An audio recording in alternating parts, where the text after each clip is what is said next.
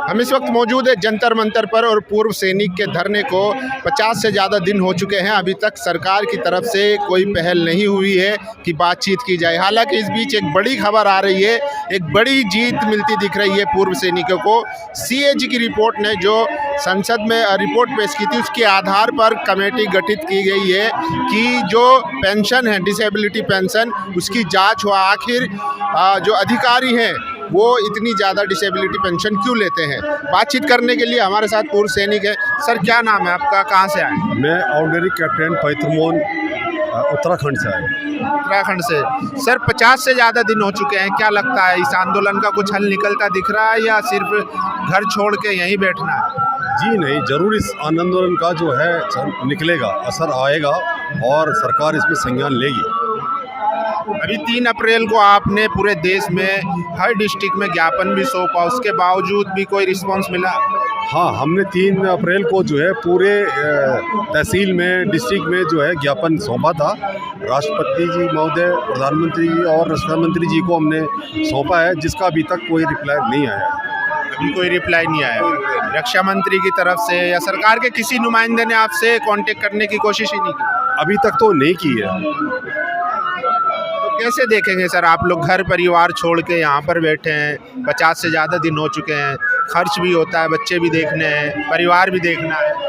हो सकता है कि सरकार के साथ कोई डील हो, सरकार हमारे ऊपर संज्ञान नहीं लेना चाहती है, सरकार सोचती है कि इनका आंदोलन ऐसे ही ख़त्म किया जाए। इस बारे में सरकार सोच रही है, ऐसा हो सकता है, ताकि इनका आंदोलन ढीले पड़ जाए और जो है सरकार इसमें कोई संज्ञान नहीं लेना चाहती। अभी तक तो ऐसा लगता है। लेकिन सरकार दावा करती है कि खासकर रक्षा के मामले में, सेना के मामले में बहुत ज़्यादा सरकार के लिए संवेदनशील है, हमेशा उसको बढ़ावा देती है, उनका गौरव बढ़ाती है। चाहे जो प्रधानमंत्री हैं वो सेना पे जाकर सम्मान बढ़ाते हो सैनिकों का। जी हाँ, हमारे प्रधानमंत्री जी है, हर बार हमारी सेनाओं का मनोबल बढ़ाते हैं और OROP भी हमारे प्रधानमंत्री जी ने ही लागू किया था। हम इसका उनका शुक्रगुजार करते हैं, तहे दिल से उनको शुक्रिया अदा करते हैं। लेकिन जो इसमें विसंगतियां हैं, हम चाहते हैं कि हमारे प्रधानमंत्री जी इसमें सोच विचार करके विचार विमर्श करें और इसको तत्काल दूर करें। सर, अभी तो सीएजी की जो रिपोर्ट आई है उसके आधार पर कमेटी बना दी गई है कि जो डिसेबिलिटी पेंशन है वो किस आधार पर दी जा रही है, किसको कितनी मिल रही है, इसकी जांच के लिए कम से कम बिठा दिया गया। क्या कहेंगे? जी हाँ, अगर हमारा धरना नहीं होता या हम धरना नहीं बैठते तो शायद ये सीएजी की रिपोर्ट भी नहीं आती और नहीं इस पर संज्ञान लिया जाता। अब सरकार की आंखें खुली है और सरकार इस पर विचार विमर्श कर रही है। ये आप मानते हैं कि ये जो धरने का असर है जो रिपोर्ट आई है? जी हाँ, ये धरने का ही असर है और सरकार को कहीं ना कहीं जो है इसके ऊपर विचार कर रही है और आगे करेगी। क्या लगता है इस रिपोर्ट से ये जो कमेटी बनेगी उसका असर, मतलब आप लोगों को फ़ायदा मिलेगा? क्योंकि जांच होगी तो उसमें जो अधिकारी ऐसे भी हैं जो नमूनिया होने के बावजूद, बुखार होने के बावजूद डिसेबिलिटी पेंशन ले लेते हैं। क्या लगता है जो JCO है, ORS है, उनको फ़ायदा मिलेगा? जी हाँ, जो गलत तरीके से इसका फ़ायदा उठा रहे हैं, अब उनको जिसका खामियाजा भुगतना पड़ेगा। क्या कहेंगे सर, आगे का एक्शन ऑफ प्लान क्या होगा? 50 दिन हो गए हैं। हम एक सैनिक है, सोल्जर है और हम कभी हार नहीं मानते हैं। हम अपने धरने पे हमेशा डटे रहेंगे और सरकार जब तक हमारी मांग को नहीं मानेगी हम इस धरने को जारी रखेंगे। लेकिन कुछ अधिकारियों ने लेटर भी लिखा था सरकार को कि ये लोग जो हैं बदनाम कर रहे हैं और विपक्ष से फंडिंग हो रही है, इन लोगों को हटाओ, यहाँ से कुचल दो, उनके लिखा है। देखो कि हमारे अपने अधिकारियों से कोई मतभेद नहीं है और नहीं हम उनके बरखिलाफ हैं। अगर उनको लगता है कि हमारी मांगें जायज़ नहीं है तो आए, हमारे साथ बैठे और विचार विमर्श करें कि आपकी मांगें गलत हैं। अगर ये हमारी मांगें गलत नहीं है तो हमारे साथ हाथ पे हाथ मिलाएं और हमारी मांगों को सरकार तक पहुंचाएं। हम उनका सम्मान करते हैं, वो हमारे अधिकारी हैं और अधिकारी थे और रहेंगे। हम उनका पहले भी सम्मान करते थे, आज भी हम उनका सम्मान कर रहे हैं। और आइए, अगर हमारे जो मांगे जायज़ नहीं हैं तो वो बताएं। लेकिन कुछ लोग कह रहे हैं कि अधिकारियों ने बीच में गड़बड़ किया था, अगर वो सही से हमारा रिप्रेजेंटेशन करते तो ये जो विसंगतियां हैं ये ना हो। तो अधिकारियों ने अगर गलत काम किया है तो सरकार के भी तो नुमाइंदे होते हैं, क्या उनको नज़र नहीं आया? सरकार भी तो इसके ऊपर विचार विमर्श करके तब उसको पारित करती है। कि अधिकारी ने बनाया और सरकार ने सीधा पास कर दिया। ऐसा हो सकता है क्या? लेकिन सरकार अक्सर जवाब देती है कि हमारे पास तो जो आया था यही आया था, आज तक जो मतलब विसंगतियां हैं इसको लेकर हमारे पास आज तक कोई बातचीत आई नहीं, तो हम कहाँ से देखते? नहीं, सरकार के पास तो जब हमने धरना दिया तब तो सरकार के पास इन विसंगतियों का बारे में पता चला है। इससे पहले तो सरकार को मालूम ही नहीं था, तभी तो सरकार ने कैग की रिपोर्ट बिठाई थी, जिसकी वजह से बिठाने बाद उनको पता हुआ कि ये तो गलत हुआ। अगर हमारा आंदोलन गलत है, हमारी मांगे गलत है, तो सरकार हमसे आके बात करे कि तुम्हारी मांगे गलत है। अगर हमारी मांगे जायज़ है, सही है, तो सरकार विचार विमर्श करे और हमें इसका जो है जल्दी से जल्दी सूचना दे।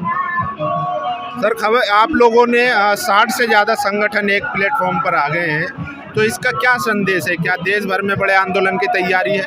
जी हाँ, हम सैनिक सब एक हैं, एक थे और एक ही रहेंगे।